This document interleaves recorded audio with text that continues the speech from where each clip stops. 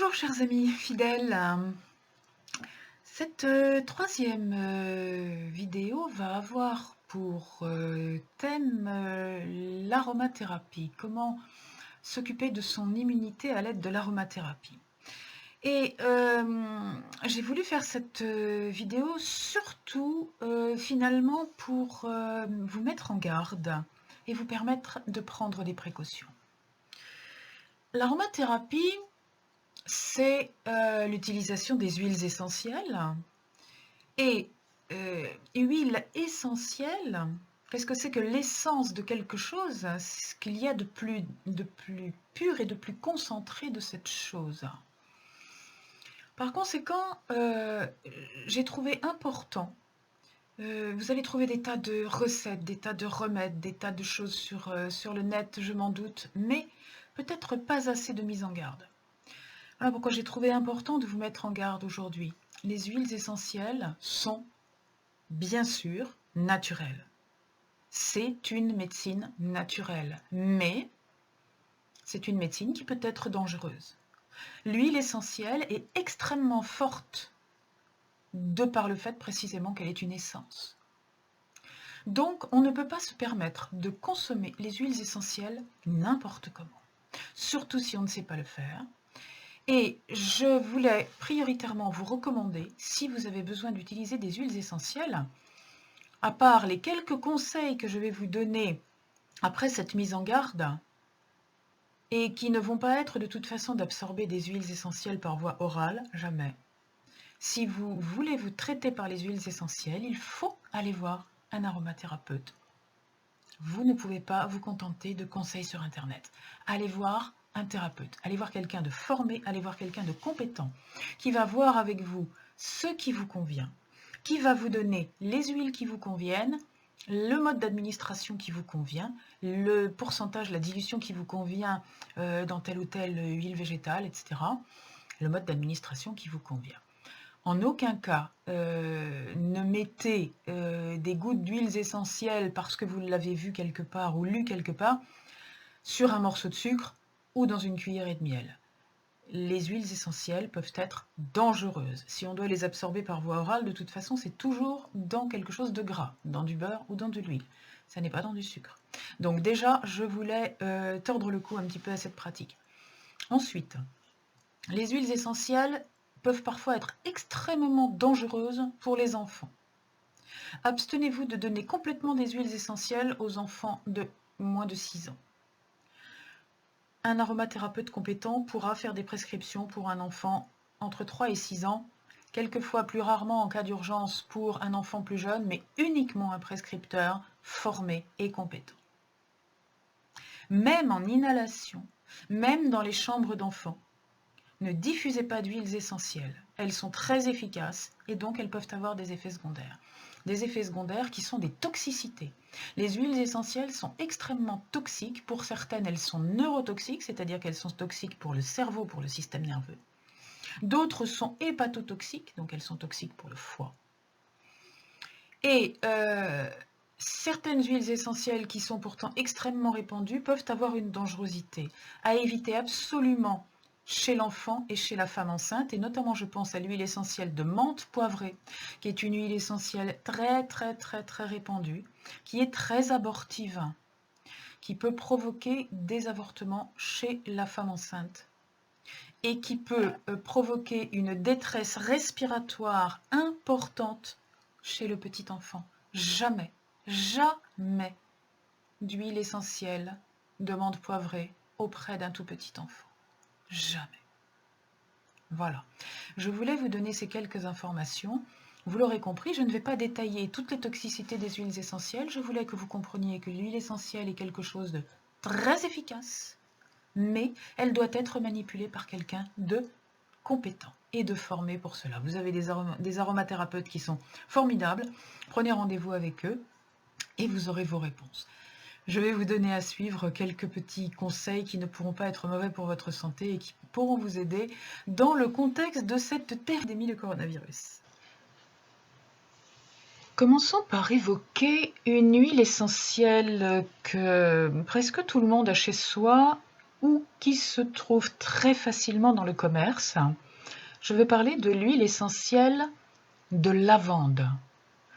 Par ailleurs, c'est l'une des plus inoffensives et c'est l'une des rares que l'on peut donner relativement tôt aux enfants. Voilà pourquoi tout le monde en a. Sa première qualité, c'est d'être antalgique, c'est-à-dire qu'elle agit contre la douleur.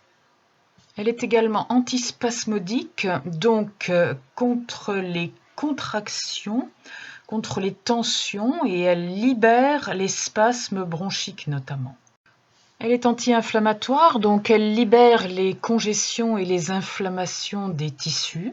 Enfin, elle est sédative, autrement dit apaisante, calmante. Mais attention, parce qu'il y a quand même un mais, la lavande est hypotensive, assez légèrement, mais sur quelqu'un qui est déjà très hypotendu, il faut quand même se méfier. Enfin, elle est également anticoagulante, autrement dit, elle empêche le sang de coaguler. Et sur quelqu'un qui prend déjà des fluidifiants ou qui manque de plaquettes ou qui a des difficultés de coagulation, là aussi, il vaut mieux éviter l'huile essentielle de lavande. Parlons maintenant du bois de rose, qui peut être remplacé par ce que l'on appelle du bois de haut ou camphrier, parce que le bois de rose étant surexploité, on en trouve de moins en moins. Donc par souci d'écologie, on peut le remplacer par du bois de haut. Ce sont des anti-infectieux, c'est-à-dire qu'ils sont à la fois antibactériens et antiviraux. Donc dans le cadre de l'immunité qui nous intéresse contre un virus, je le cite parce que c'est une huile essentielle efficace. En renouvelant mes mises en garde, je cite la menthe poivrée, en l'absence évidemment de jeunes enfants, c'est-à-dire s'il n'y a pas d'enfants dans la maison. Parce qu'elle est anti-infectieuse, donc elle lutte contre les bactéries et les virus. Elle est anticatarrhale contre le rhume. Elle est expectorante, c'est-à-dire qu'elle va aider la toux à évacuer. Et elle est mucolytique, donc elle fluidifie les sécrétions bronchiques et nasales. Donc elle va aider à les fluidifier, à les expulser en étant expectorante. Mais par ailleurs, elle est hypertensive, c'est-à-dire qu'elle fait monter la tension. Donc si vous êtes déjà hypertendu, dispensez-vous d'utiliser la menthe poivrée. Et elle provoque des hypothermies lorsqu'on la passe en cutanée, donc il faut la passer dans des zones très restreintes parce qu'elle fait considérablement baisser la température par un espèce d'effet glaçon, comme les sportifs en recherche pour calmer la douleur lorsqu'ils se blessent. Eh bien, la menthe poivrée a cet effet-là. Voilà. D'ailleurs, vous le savez, quand on prend un bonbon à la menthe, on a un effet froid comme ça. Donc la menthe poivrée peut être très efficace dans le cas qui nous intéresse, mais en prenant les précautions d'usage. J'évoquerai rapidement le pin sylvestre qui est un bon décongestionnant pulmonaire que l'on peut donc mettre en diffusion dans la pièce, mais comme il est néphrotoxique, c'est-à-dire toxique pour les reins, on ne l'utilisera pas ni sur la peau, ni par voie orale, sauf évidemment avec la supervision d'un aromathérapeute éventuellement, mais jamais tout seul en autotraitement. Enfin, je terminerai par celui que je vous conseillerais de prendre si vous deviez n'en avoir qu'un seul. C'est le tea tree, le Melaleuca, qui est un anti-infectieux très puissant, à la fois antibactérien et antiviral. Il est antiseptique, c'est-à-dire qu'il empêche les infections. Il est légèrement anti-inflammatoire et puis surtout, dans le cas qui nous intéresse, il est immunostimulant, c'est-à-dire qu'il stimule la production des immunoglobulines alpha par le système immunitaire. Voilà.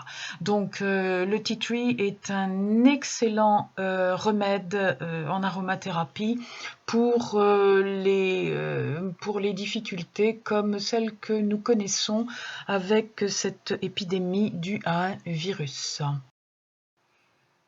Voilà, une petite sélection d'huiles essentielles qui sont faciles à trouver, qui, à l'exception de l'huile de bois de rose que l'on peut remplacer par le camphrier, je vous le rappelle, sont des huiles qui concernent des plantes relativement communes qu'on ne risque pas d'exterminer en prélevant les huiles. Euh, Elles sont très efficaces. Et je vous rappelle qu'il n'est pas question là de les utiliser du tout par voie orale, vous ne les avalez pas sous aucune forme. Éventuellement, les deux modes d'administration que je vous recommande, alors le premier mode d'administration que je vous recommande, c'est la diffusion. Vous procurez un diffuseur d'huiles essentielles et vous les mettez à diffuser dans votre diffuseur et dans vos pièces, comme ça vous les respirez. C'est très très efficace de cette manière-là.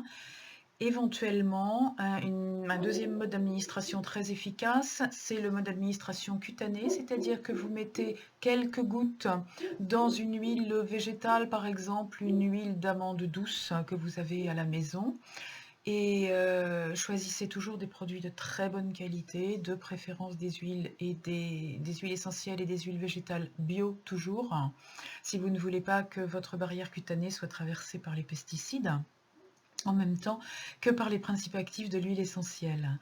Donc éventuellement dans le creux du poignet ou mélangé à de l'huile végétale sous la plante des pieds. Vous faites un massage de la plante des pieds avec l'huile essentielle. Vous la frottez comme ceci dans vos mains et vous la respirez. Voilà, les huiles essentielles sont à manipuler avec parcimonie et bon escient. Je vous recommande donc d'être très très très vigilant avec les enfants. Ne laissez pas les huiles essentielles à la portée des enfants. Et lorsque vous faites diffuser des huiles essentielles dans une pièce, même pour celles qui ne sont pas formellement contre-indiquées, évitez de laisser les enfants dans la pièce. Faites agir l'huile essentielle dans la pièce, puis arrêtez la diffusion, aérez un petit peu et laissez les enfants venir après. Ne négligez pas la puissance des huiles essentielles. Bon traitement et ne vous privez pas, vous qui êtes adultes, si vous les supportez bien, de ces merveilleuses odeurs. Au revoir, à la prochaine, ne ratez pas la prochaine vidéo.